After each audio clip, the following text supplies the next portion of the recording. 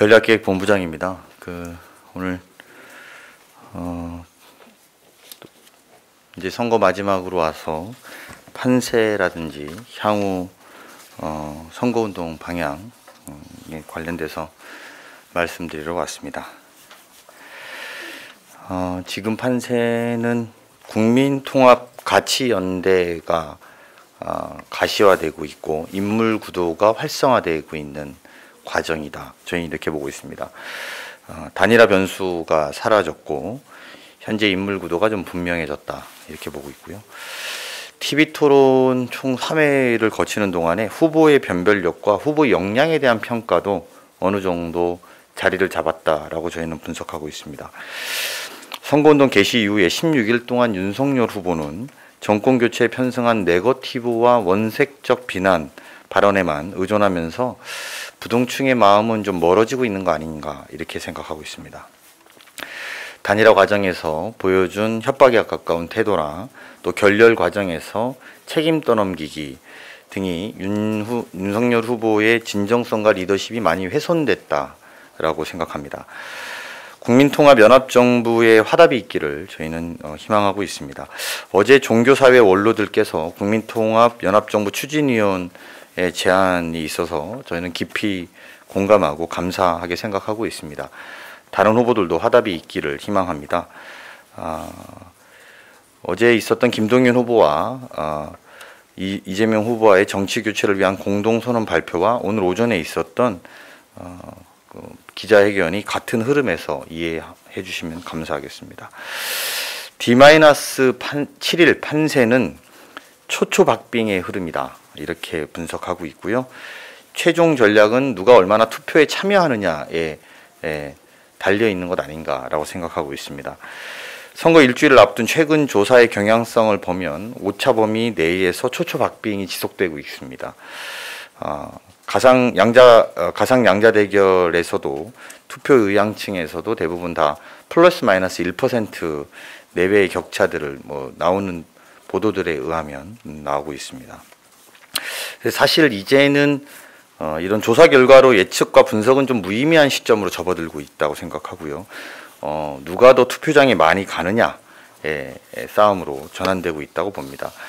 이 과정에서도 저희가 언론사에 나오는 보도들을 좀 보면 그 여론조사들을 분석해 보면 최근 이재명 후보의 여론조사에서 의미 있는 것은 2주 동안 여성 수도권 2030에서 상승세가 중도층까지 상승세가 좀 나타나고 있다는 점에 저희는 주목하고 있습니다. 중도층의 경우에는 또 이재명 후보의 상승률 폭이 윤석열 후보의 상승률 폭보다 조금 크기 때문에 저희가 좀 노력한다면 지지율 역전도 가능하고 추가 상승의 여력도 있다라고 분석하고 있습니다. 언론 공표 금지 전에 오늘 내일까지가 마감일 텐데요. 조사 결과가 쏟아질 것으로 생각하고 있습니다. 이런 점에서 의도적인 왜곡을 경계하고 있습니다. 일부 조사에서 격차가 벌어진 조사가 발표됐습니다만 조사 문항을 보면 다른 문항이 많이 포함되어 있는 조사들로 인해서 조사 값이 왜곡된 경향들이 좀 한두 군데 확인할 수 있었습니다. 오늘 내일 이렇게 해서 여러 기관에서 다양한 조사가 발표될 텐데 저희가 보는 전체 흐름은 초박빙세로 될 것으로 예상하고 있습니다. 향후 선거운동 방향도 말씀을 좀 드리면요. 사전투표, 본투표 모두 다 좀 중요하다고 생각합니다. 근데 오미크론 확산으로 인해서 이번에 많은 기자분들이 물어보시는데 사전투표가 중요하냐, 본투표가 유리하냐 이런 거 물어보시는데요. 이번 선거는 사실 그런 큰 의미가 없다. 유불리를 판단하기 어렵다고 봅니다. 왜냐하면 코로나가 확산됨으로 인해서 투표 분산이 많이 이루어질 것이다. 그래서 사전투표를 많이 할 것으로 예측합니다. 그래서 그것이 꼭 어느 측에 유리하다라고 보는 것은 좀 어렵다. 그래서 어느 쪽 다 상관없이 투표가 사전투표로 좀 분산되는 효과가 있을 것이라고 보고 있습니다. 투표 적극층들은 이미 후보를 결정했고 후보를 바꾸지 않는다라는 조사 결과들이 있습니다. 그래서 남은 것은 투표에 소극적이거나 아직 후보를 결정하지 못한 분들이라고 생각합니다. 부동층이 최근 종합해 보면 3주간에 15%에 6%로 줄었습니다. 그래서 9% 정도가 투표를 결정하게 됐고요. 이제 남은 6%를 놓고 진영 간의 이제 후보 간의 대결이라고 보고요. 후보 계속 지지층은 어느 쪽이나 80%에 육박하기 때문에 이게 많이 근접한 후보 지지층에 모두 흡수된 상황이다 이렇게 보고 있습니다. 그런 면에서 저희가 앞으로 남은 선거 캠페인에 잘 주도해서 미래와 비전을 중심으로 더 많은 부동층의 표를 유입하는 데 노력할 예정입니다.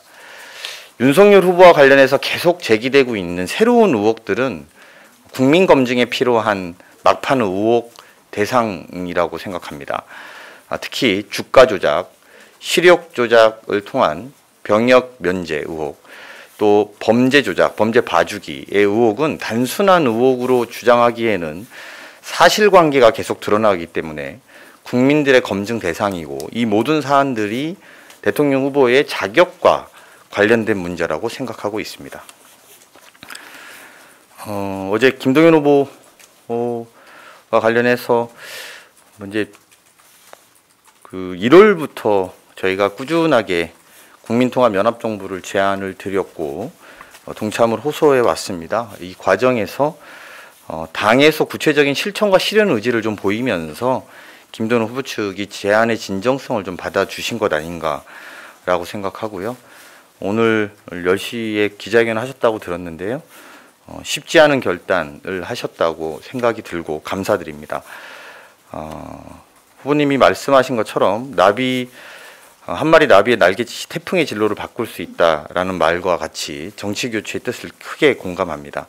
앞으로도 저희가 통합의 정치를 실현해 나갈 것을 다시 한번 약속드리고요. 다른 후보도 국민통합연합정부에 대한 화답을 기다리고 있습니다. 선거 일주일 남은 초박빙 혼조소에서 역대 선거가 유례없는 상황이고 누가 더 절박한가, 누가 더 대한민국의 미래를 밝힐 것인가가 가장 중요하다라고 저희는 생각합니다. 이재명 후보와 민주당은 오직 국민의 선택을 보고 최선을 다하겠습니다. 고맙습니다. 네, 질문하실 분 있으면 질문 받겠습니다. 박 기자님.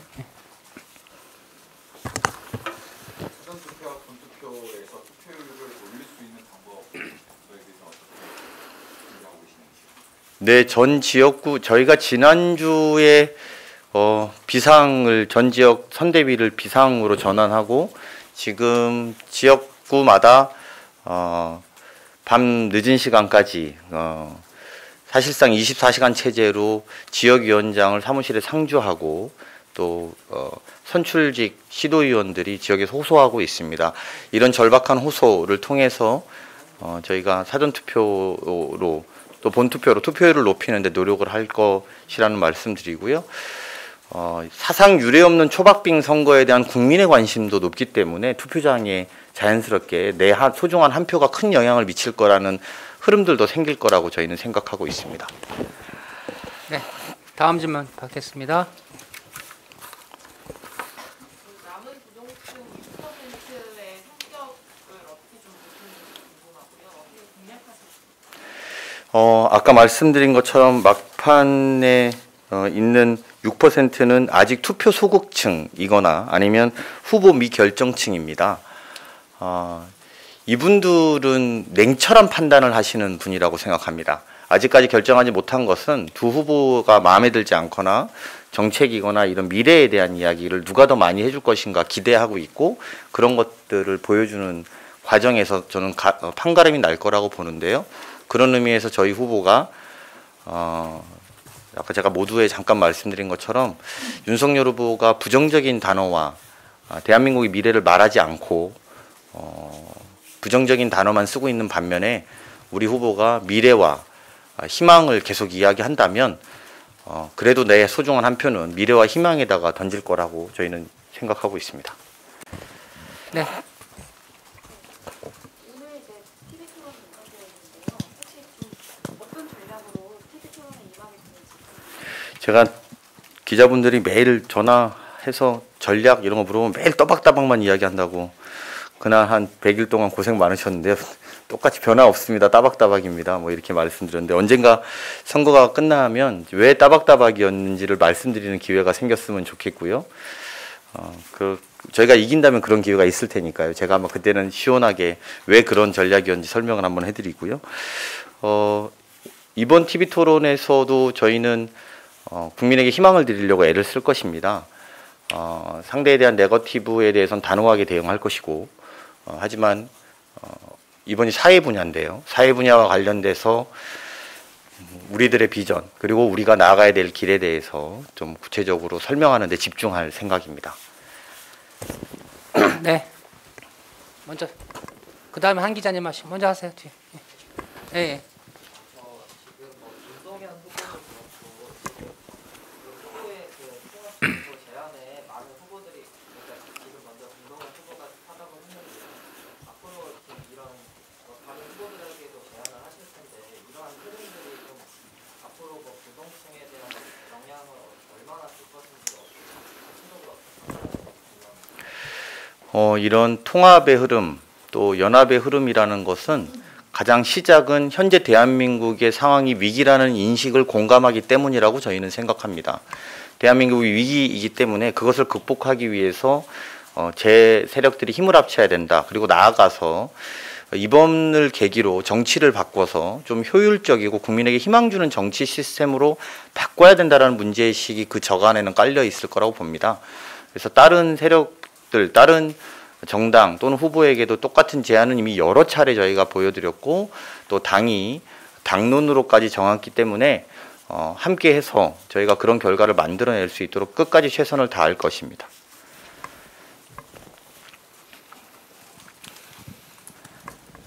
네, 안녕하세요. 쿠키뉴스 최기찬 기자입니다. 안철수 후보랑 정의당 심상정 후보한테 구체적으로 좀 제안을 한 내용들이 있는지 그리고 접촉을 한 좀 사실들이 좀 있는지 좀 말씀 좀 부탁드립니다. 저희는 기본적으로 지금까지 공개적 제안을 하는 것을 원칙으로 해왔고요. 공개해서 해왔고 물론 개인적인 친소 관계에 여러분들이 말씀을 나누고 있습니다만 그것은 공개적, 그러니까 무슨 누구 라인을 정해서 한다거나 이런 거는 사실 없습니다. 그래서 아시겠습니다만 이런 것들이 물밑으로 뭘 이루어지느냐가 기자분들이 많이 질문해 주시는데 물밑은 말을 씀을 들이면 물밑이 아니잖아요. 그래서 물밑에 접촉은 없다 이렇게 생각하시면 맞고요. 공개적인 제안, 투명한 제안이고 또 그것에 대한 진정성도 투명하게 보여드렸기 때문에 심상정 후보님도 안철수 후보님도 이 투명하고 공개적인 제안에 본인들의 말씀이 또 있을 거라고 기대하고 싶습니다. 네. 다음에 하십시오. 거의 디지털타임스 김세희 기자인데요. 그 모두 말씀에 그 사전 투표나 본 투표나 이제 유불리를 좀 판단하기 힘들다 이렇게 얘기는 하셨는데 그 한편으로 들어본 이 민주당 내부에서 이 사전 투표를 계기로 지지층이 좀 결집하는 부분에 대해서 염두에 두고 있다 이러는데 그 부분에 대한 좀 확인 말씀도 부탁드리겠습니다. 어떤 분이 그렇게 민주당 내부에서 해주셨는지 모르겠는데 전혀 그렇지 않다고 제가 공식적으로 말씀드립니다. 과거에 보면요 사전 투표가 보통 젊은 사람들 30대 40대가 많이 했습니다. 그거는 주말에 투표하고 놀러 가거나 그리고 평일날 하루에 있는 투표 시간에 좀 쉬려고 그렇게 많이 했는데요.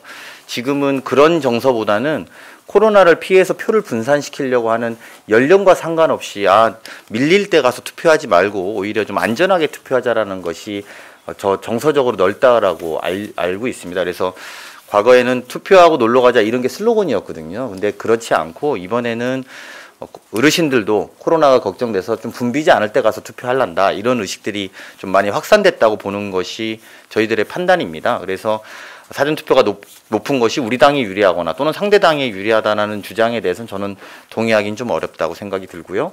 그래서 오히려 그것보다는 코로나를 피해서 사람들이 없을 때 투표하러 가자라는 흐름들이 좀 강화될 가능성이 높다라고 저희는 생각하고 있습니다. 마지막 질문할까요? 예.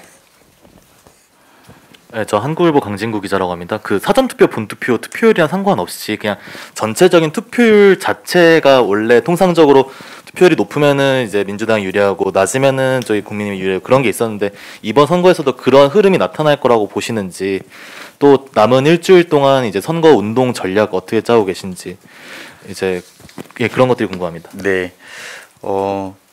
투표율이 오르고 내리고의 유불리를 판단하는 것은 좀 과거의 형태였던 건 맞습니다. 근데 제가 지난번에도 말씀드린 것처럼 과거에는 왜 그랬냐면 저희가 20대, 30대 젊은 층에 강했었거든요. 그래서 20, 30, 40대에 강했기 때문에 투표율이 높으면 젊은 친구들이 많이 했다라는 것 때문에 민주당이 유리하다라는 주장들을 할 수 있습니다만 지난번에 말씀드린 것처럼 35세를 기점으로 저희가 좀 더 지지율이 높았던 평균들이 있고 35세 이하에선 저희가 좀 지는 여론조사가 과거에 좀 있었던 게 사실입니다.